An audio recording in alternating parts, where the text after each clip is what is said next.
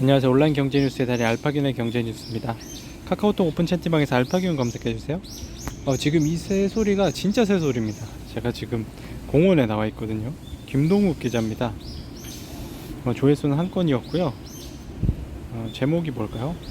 제목을 꾸준한 배당 한솔홀리스 한솔재지 경영권 승계 앞둔 한솔케미칼이고요.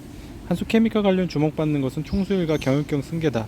조동혁 회장 휴계자로 꼽히는 조현주 부회장의 회사 지분이 1.4%에 불과해 대책 마련이 시급하다.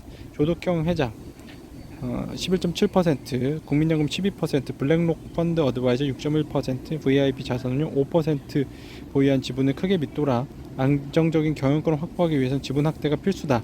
조동혁 회장 1950년생인 고령인데다 조현주 부회장이 주요 사업을 경영하며 명분을 쌓아온 점을 고려하며 조만간 승계 작업이 본격화될 것으로 보입니다. 이남희 기자입니다. 조회수 한 건이고요. CEO 포커스, 미래에셋생명 지분 취득, 박현준표, 버크셔 해드웨이 성큼. 미래에셋 컨설팅은 박 회장 48.63%와 신족 등 특수관계인 지분율이 91.86%에 이른다. 미래에셋 컨설팅이 미래에셋생명을 완전 자회사로 편입하려면 유가증권 규정상 대주주가 95% 이상의 지분을 보유해야 한다. 컨설팅이 매수키로 한 미래에셋생명 지분 536만 3,496주는 3.03%에 불과하다.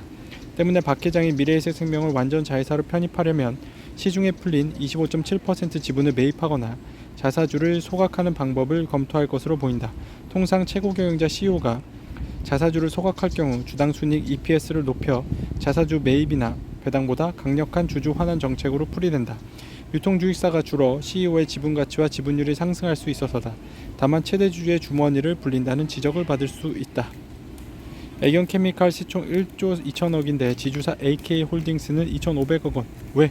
조회수 한 건이고요. 양지혜 기자입니다. 애경케미칼이 올 들어 주가가 3배 가까이 급등하며 시가총액 1조 2천억 원까지 불어났다. 하지만 지주사인 AK홀딩스 시총은 2,500억 원대에 그치고 있습니다.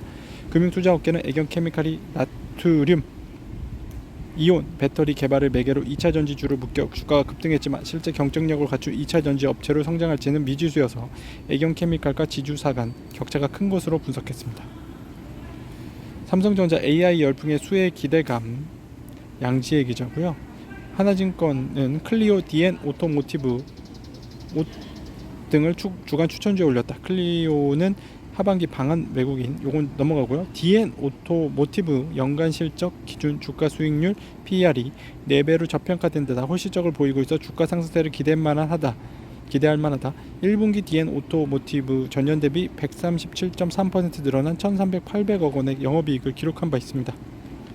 영종 하늘도시 반도체 특화단지 품나요? 조회수 한 건이고 장현일 기자입니다. 앞서 영종 하늘도시는 대규모 외국인 앵커 투자시설 유치를 위해 국제선지상에서부터 카지노, 복합 리조트, 테마파크 등 해외 유수 기업과 관광 레저 컨셉트의 투자 유치를 추진한 바 있다. 이후 영종대교, 인천대교의 통용료 인하와 제3육교 착공, 항공 일반 산업단지 지정, 수병공원 활성화 등으로 유입 인구가 꾸준히 증가하는 등 정주 여건이 꾸준히 개선됐다는 점도 경쟁력으로 꼽힙니다. 인적 분할 10곳 중 8곳이 주가 하락했습니다. 조회수 한 건이고요. 강민우 기자입니다. 거래소는 올해부터 인적 분할 후 재상장하는 기업에 대해 강화된 심사 규정을 적용하고 있다. 문적 분할처럼 인적 분할에 대해서도 소액주주 간담회를 열어 인적 분할 찬성 여부를 확인하고 주주들의 의견을 듣는 절차를 거치도록 한다는 설명이다. 실제로 동국시행과 동국제간을 분할 후 재상장시킨 동국홀딩스는 정정증권 신고서를 제출해 잉여 현금 흐름의 최대 30%를 배당 금액으로 설정하는 등 주주 환원 확대 계획을 포함하기도 했습니다. 배태웅 기자고요. 현대차, SK하이닉스, 네이버 여름 보너스 준다고? 중간 배당을 하는 이원도 실적 기대가 모이는 종목입니다. 올해 처음 했죠. 이원은 지난해 영업이익 2,787억 원으로 2021년 56억 원에 비해 4,800% 이상 늘었다. 올해도 비슷한 2,700억 원대 연간 영업이익을 유지할 것으로 예상됩니다. 알파균의 경제뉴스였습니다.